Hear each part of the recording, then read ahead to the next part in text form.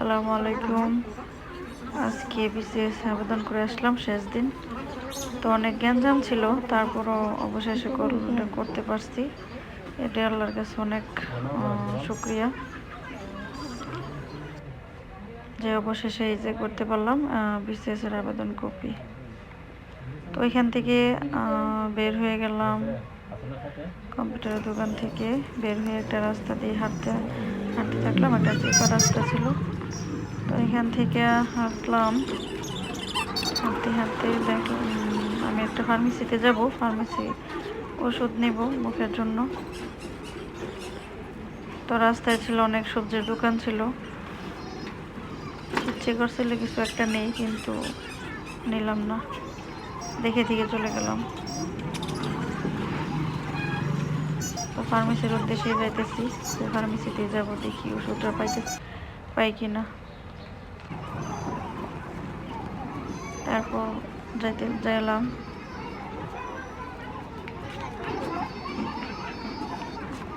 তো সবসময় যে দোকান থেকে আমরা ওষুধ কিনি, প্রথমে ওই দোকানে ঢুকলাম। এখান থেকে ওষুধ কিনতেই ভালো লাগে মূলত, যত যাই করি এখান থেকে ওষুধ নেই। তো জিজ্ঞাসা করলাম যে ওষুধটা আছে কিনা, তারপর পাইল না। তার একটা দোকানে আসলাম। তো এই দোকানের বাইরে জিজ্ঞাসা করলাম যে আছে কিনা, তাই ভাই বললো যে আছে। তাই ভাই খুঁজতেছে যে ওষুধটা পাইতেছে কিনা, দেখা যাক।